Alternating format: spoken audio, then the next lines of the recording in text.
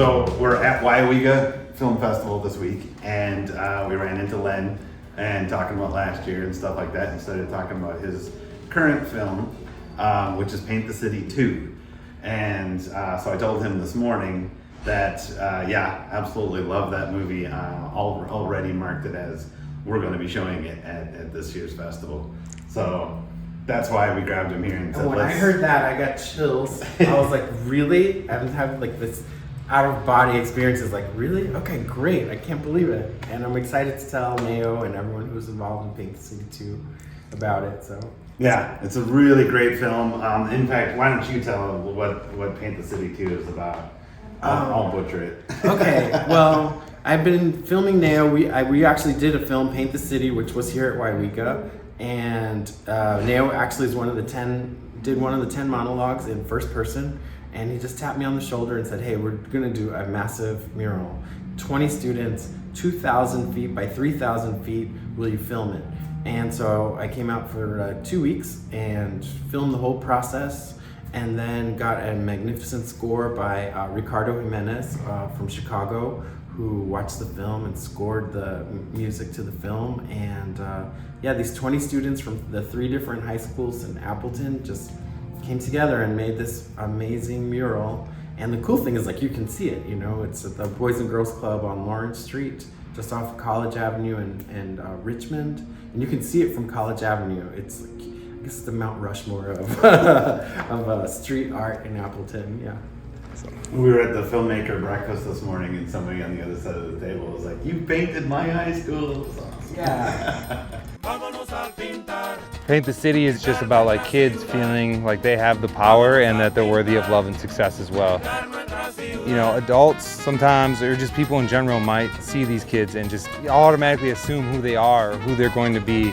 I try to use color and movement to show the vibrancy that really is inside them, and that when you take a minute to get to know these kids, you see who they really are, and they're bright. And oftentimes they're not heard. And so I want them to be heard. And so if I can be the amplifier, that's what I want to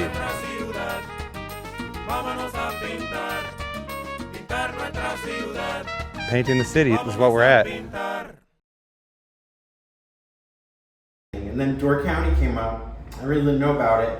Now my expectations were so low.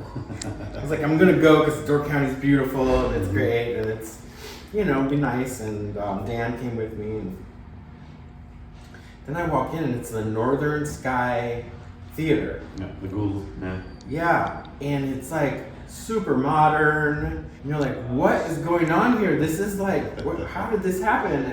It's beautiful, and they were so nice, and really connected with the film.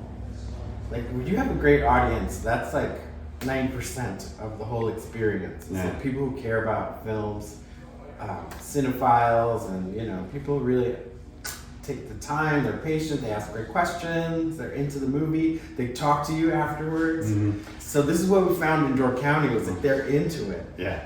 Would you mind telling the story about the guy last year at the... Yeah, so we were telling, you know, I like to say, like, well, I lived in LA for 15 years. I worked at, talk to you. Yeah, I'll just talk. Just talk to me. Okay, so I lived in Never LA. mind the guy on the camera. I lived in LA for 15 years and was in the movie biz, and then moved to Wisconsin. But if you told me back then that, hey, you're gonna do a World War II period piece based on a real story of someone in Wisconsin, I would have been like, what? But that's what it was. My friend Dan came to me and he told me this story about his grandfather, and I put it in this film, first person. And as we were walking off the College Avenue Bridge, he was still wired, because first person is stories with wireless mic. And he started telling me this other story about his grandfather. It was like, oh, if you think this story is good, check out this one. My grandfather was in World War II, and he had clearance second only to the President of the United States. And I was like really quiet, because I was like, I know I'm gonna have like the foundation to this. This is a movie right here, what Dan's telling me. Right. So I went back, I put it into my editor, and I just started like pulling like archival footage and stuff, and came up with like just a kind of a rough prototype outline thing. Oh, hey Dan, look, we could do another movie. So We And filmed. then, The opening scene is filmed during an actual blizzard. It was about -20, and the camera froze. Like the record button on the camera froze, and we had a local bar that was nice enough to let us film, and all the patrons of the bar were quiet for like 20 minutes to let us film. That's and then when we wrapped, like the music came on, everybody was drinking again. It was great. That's also Wisconsin shooting. But one of our producers, Jason Buss, he found like a military vehicle in Oshkosh and a whole group that still they preserve all that stuff. And they drove up 30 miles an hour top speed of this like old military vehicle. And once I saw that on the day, I was like, wow, we're really doing this. We're going to recreate this. And Dan's grandfather had been, he's a Native American, and he was charged with transporting plutonium from like Detroit to Tennessee. But he didn't know it was plutonium. Like he didn't want to know. Right. Just tell me what to. And it was a weird program where they thought, well, who can travel the back roads? Well, Native Americans know the back roads. They have a better sense of direction than these city folks. And according to Dan, he was like, well, it was true. I don't have a good sense of direction, but my grandfather did. So, it's weird, but probably true, at least in his grandfather's case. And, well, when he gets pulled over by the military police, the MP, Dan's grandfather hands over an envelope, and it's like, U.S. Army. It's his clearance. And that's one of the best scenes in the movie. Now, we had Luis Castillo. He came up from Milwaukee. He's a great actor, and he played Dan's grandfather. They kind of, according to Dan, they kind of looked similar. And he was also in the Army. He's a veteran. So he knew, like, he was like our on-set, coordinator for like, what's the right, even like how do you salute, all that stuff, like Luis knew. So it was an amazing, pick to, play that role. So, and afterwards, so we're in the atrium of the theater. Someone walks up to Dan and is like, Dan, you know that envelope in the movie? I was looking around my grandfather's stuff, my grandfather passed away, and we found an envelope that was the same exact thing. It was like the permission, like the clearance to like drive this stuff around. So it was like, not that I ever doubted it. It felt like extremely true, but it was amazing. It was like, it was mind blowing to be like, oh, your grandfather wasn't alone. Like there were other people who were commissioned basically to do this, and do it in.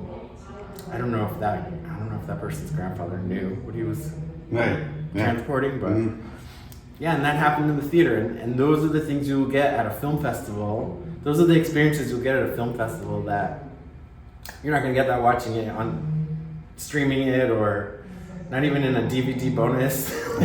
Right. That's just, as a filmmaker, like it's amazing to have this experience with the audience, this first-hand experience with the audience. So I'm definitely looking forward to that aspect of it. Yeah. Cool. Yeah, thanks for sharing. Okay, so folks, really, you want to come out and watch this movie. It's really great. Paint the City 2. It'll be in our shorts program on Saturday, most likely. We're still working out all the details of the actual program, but like I said, we're giving an early preview of one of the filmmakers that will be at the festival in February 13th, 14th, and 15th. Big shout out to the sponsors that really help us get this festival going, keeping it going 16 years.